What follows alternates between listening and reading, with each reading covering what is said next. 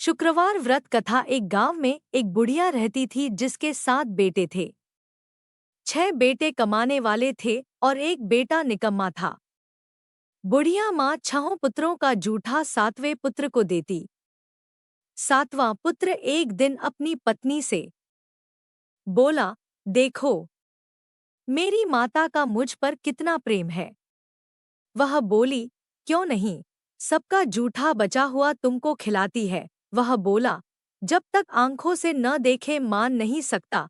पत्नी ने हंसकर कहा, देख लोगे तब तो मानोगे। कुछ दिन बाद एक बड़ा त्योहार आया। घर में 7 प्रकार के भोजन और चूरमा के लड्डू बने।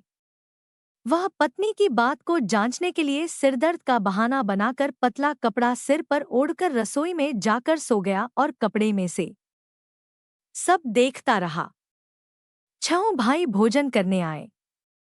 उसने देखा, माँ ने उनके लिए सुंदर सुंदर आसन बिछाए, 7 प्रकार की रसोई परोसी और आग्रह कर करके उन्हें भोजन कराती रही।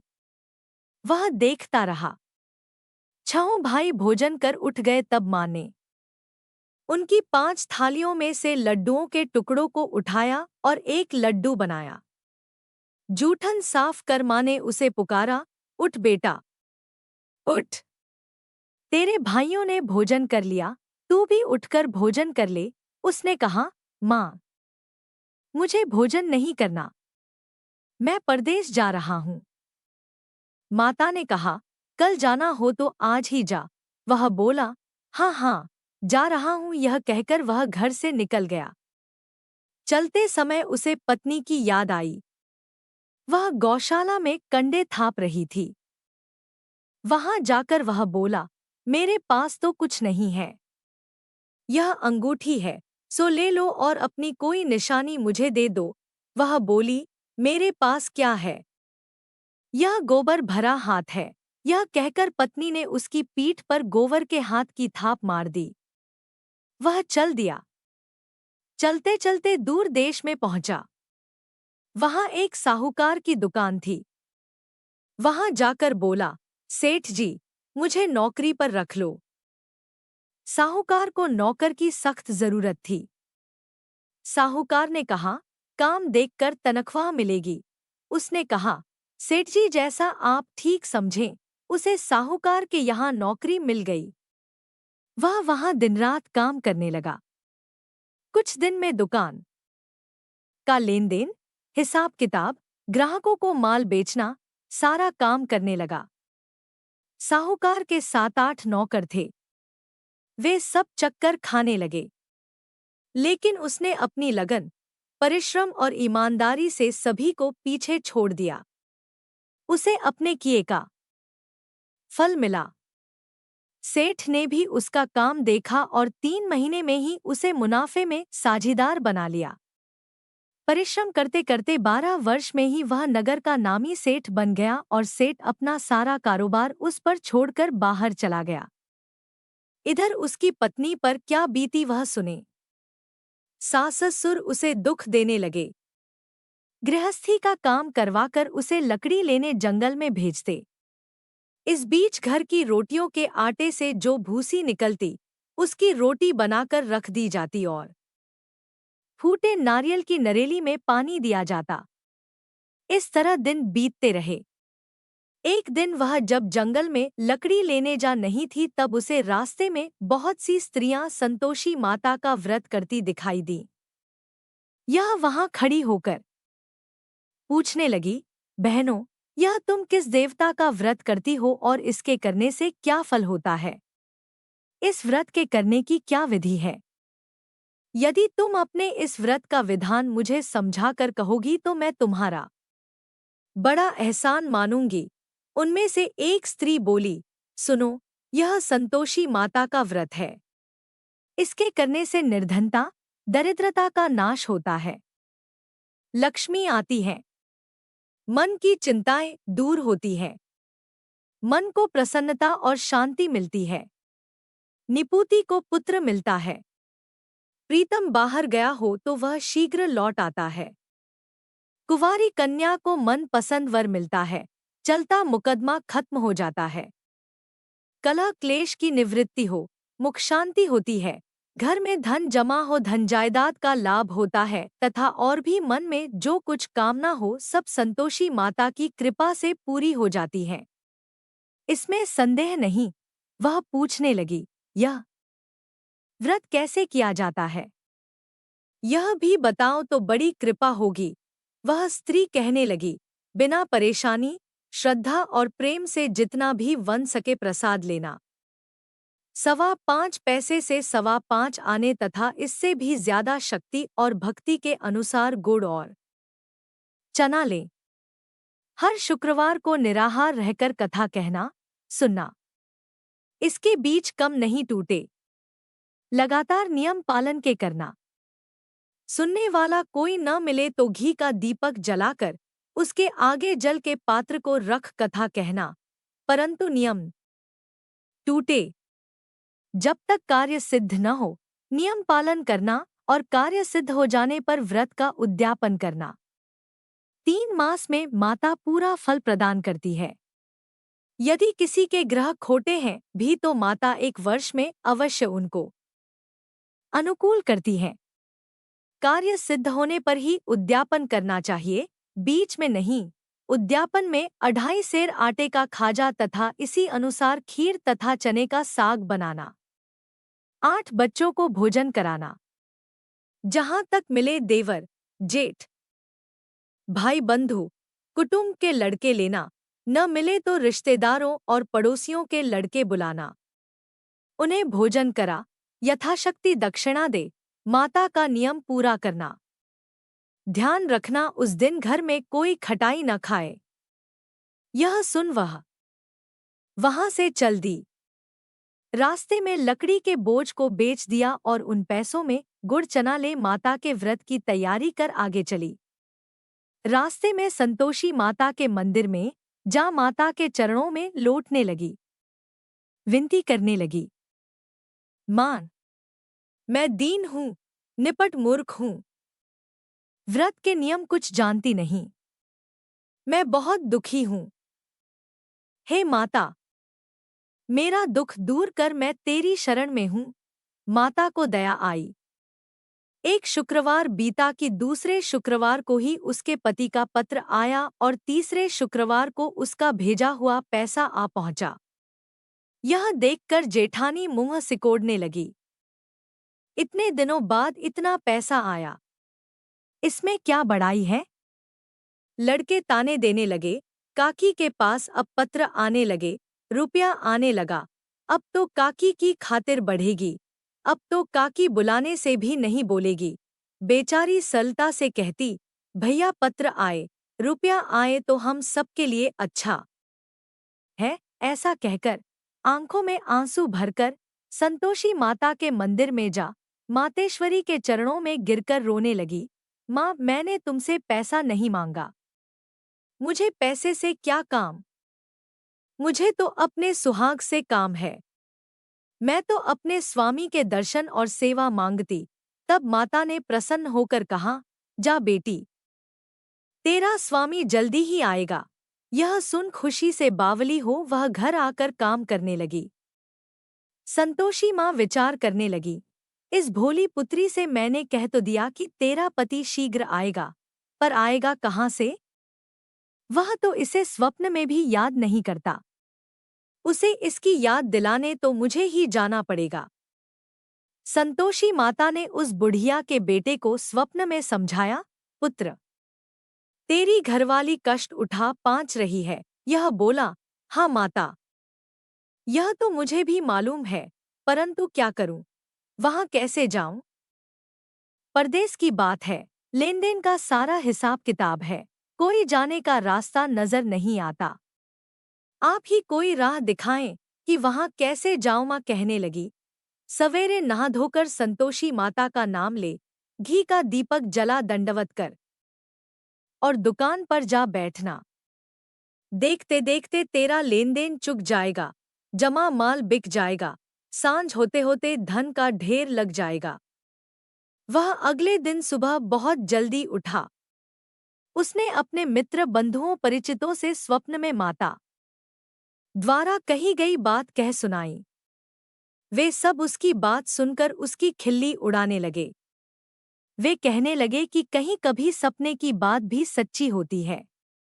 एक बूढ़ा व्यक्ति बहुत समझदार था। वह बोला, देखो भाई, मेरी बात मानो। इस तरह सांच या झूठ कहने के बदले देवता ने जैसा कहा है वैसा ही करना। तेरा क्या जाता है। बूढ़े की बात मानकर नहा धोकर उसने संतोषी माता को प्रणाम किया। फिर भी का दीपक जलाकर दुकान पर जा बैठा। शाम तक धन का ढेर लग गया। वह हैरान हुआ। मन में संतोषी माता का नाम ले प्रसन्न हो घर जाने के वास्ते गहना, कपड़ा व सामान खरीदने लगा। सब काम से निपट अपने घर को रवाना हुआ। उधर उसको पत्नी जंगल में लकड़ी लेने गई। लौटते वक्त थक जाने के कारण संतोषी माता के मंदिर पर विश्राम करने बैठ गई। यह तो उसका रोज रुकने का स्थान था। धूल उड़ती देख उसने माता पूछा, हे माता, यह धूल कैसी उड़ रही है। माँ ने कहा, हे पुत्री, तेरा पति आ रहा है। अब तू ऐसा कर, लकड़ियों के 3 बोझ बना। एक नदी के किनारे रख, दूसरा मेरे मंदिर पर और तीसरा अपने सिर पर रख। तेरे पति को लकड़ी का गड्ढा देखकर मोह पैदा होगा। यह वहां रुकेगा, नाश्ता पानी बना खाकर माँ से मिलने जाएगा। तू लकड़ी का बोझ उठाकर जाना और बीच चौक में गड्ढा डालकर 3 आवाजें जोर से लगाना, लो सासू जी, लकड़ियों का गट्ठा लो, भूसी को रोटी दो, नारियल के खोपरे में पानी दो। आज कौन मेहमान आया है। संतोषी माँ की बात सुनकर वह बहुत अच्छा माँ कहकर प्रसन्न मन से लकड़ियों के 3 बोझ बना लाई। एक नदी के तट पर, दूसरा माता के मंदिर पर रखा। इतने में ही मुसाफिर वहां आ पहुंचा। सूखी लकड़ी देख उसको इच्छा हुई कि अब यहीं विश्राम कर ले और भोजन बनाकर खा पीकर गांव चले। इस प्रकार भोजन कर विश्राम कर वह अपने गांव में आ गया। उसी समय बहू सिर पर लकड़ी का गड्ढा लिए आई। उसने गड्ढा को आंगन में डाल जोर से 3 आवाजें दी, लो सासू जी, लकड़ी का गड्ढा लो, भूसी की रोटी दो, नारियल के खोपर में पानी दो। आज कौन मेहमान आया है। यह सुनकर सास ने अपने दिए हुए कष्टों को भुलाने के लिए कहा, बहू, तू ऐसा क्यों कहती है। तेरा मालिक ही तो आया है। बैठ, मीठा भात खाकर कपड़े गहने पहन। पत्नी की आवाज सुनकर उसका स्वामी बाहर आया और उसके हाथ में पहनी अंगूठी देख व्याकुल हो गया। उसने माँ से पूछा, मान, यह कौन है। माँ बोली, बेट, तेरी पत्नी है। आज 12 वर्ष हो गए हैं जब से तू गया है। तब से सारे गांव में जानवर की तरह भटकती फिरती है। कामकाज कुछ करती नहीं, 4 समय आकर खा जाती है। अब मुझे देखकर भूसी की रोटी और नारियल के खापरे में पानी मांगती है। वह बोला, माँ, मैंने इसे भी देखा है और तुम्हें भी। मुझे दूसरे घर की चाबी दो, मैं उसमें रहूंगा। ठीक है बेटा, जैसी तेरी मर्जी, कहकर माँ ने चाबी का गुच्छा बेटे के सामने रख दिया। उसने दूसरे घर को खोलकर सारा सामान जमाया। एक ही दिन में वहां राजा के महल जैसा ठाट-बाट बन गया। अब क्या था, वह सुख भोगने लगी। अगला शुक्रवार उसने पति से कहा, मुझे संतोषी मात का उद्यापन करना है। पति बोला, बहुत अच्छा, खुशी से कर लो। वह उद्यापन की तैयारी करने लगी। जेठ के लड़कों को भोजन के लिए कहने गई। उन्होंने मंजूर किया, परंतु पीछे से जेठानी ने अपने बच्चों को सिखलाया, देखो रे, भोजन के समय सब लोग खटाई मांगना, जिससे उसका उद्यापन पूरा न हो। लड़के भोजन करने आए। खीर पेट भरकर खाई, परंतु बात याद आते ही कहने लगे, हमें कुछ खटाई खाने को दो, खीर खाना हमें भाता नहीं, देखकर अरुचि होती। लड़के उठ खड़े हुए, बोले, पैसे लाओ। भोली बहू कुछ जानती न थी, उसने उन्हें पैसे दे दिए। लड़कों ने बाजार जाकर उन पैसों से इमली खरीदी और खाई। यह देखकर बहू पर माता जी ने कोप किया। राजा के दूत उसके पति को पकड़कर ले गए। अब सब मालूम हो जाएगा। जब जेल की रोटी खाएगा। बहू से यह वचन सहन नहीं हुए। वह संतोषी माता के मंदिर में गई और कहने लगी, माता, तुमने यह क्या किया? हंसाकर क्यों रुलाने लगी? माता बोली, पुत्री, तूने मेरा व्रत भंग किया है। इतनी जल्दी सब बातें भुला दी। वह बोली, माता, भूली तो नहीं हूँ, न कुछ अपराध किया है। मुझे तो लड़कों ने भूल डाल दिया। मुझे क्षमा करो माँ। माँ बोली, ऐसी भूल भी कहीं होती है? यह बोली, अब कोई भूल नहीं होगी। अब बताओ, मेरे पति कैसे आएंगे? माँ बोली, पुत्री, जा, तेरा पति तुझे रास्ते में ही आता मिलेगा। वह मंदिर से निकलकर बाहर आई तो रास्ते में उसे अपना पति आता हुआ मिला। उसने पूछा, कहाँ गए थे? वह बोला, इतना धन जो कमाया है उसका कर राजा ने मांगा था, वह भरने गया था। वह प्रसन्न होकर बोली, भला हुआ, अब घर चलो। फिर अगला शुक्रवार आया। वह बोली, मुझे माता का उद्यापन करना है। पति ने कहा, ठीक है, करो। वह फिर जेठ के लड़कों से भोजन को कहने गई। जेठानी ने लड़कों को सिखा दिया कि तुम पहले ही खटाई मांगना। लड़के भोजन करने बैठे, लेकिन भोजन करने से पहले ही कहने लगे, हमें खीर पूरी नहीं भाती, जी बिगड़ता है, कुछ खटाई खाने को दो।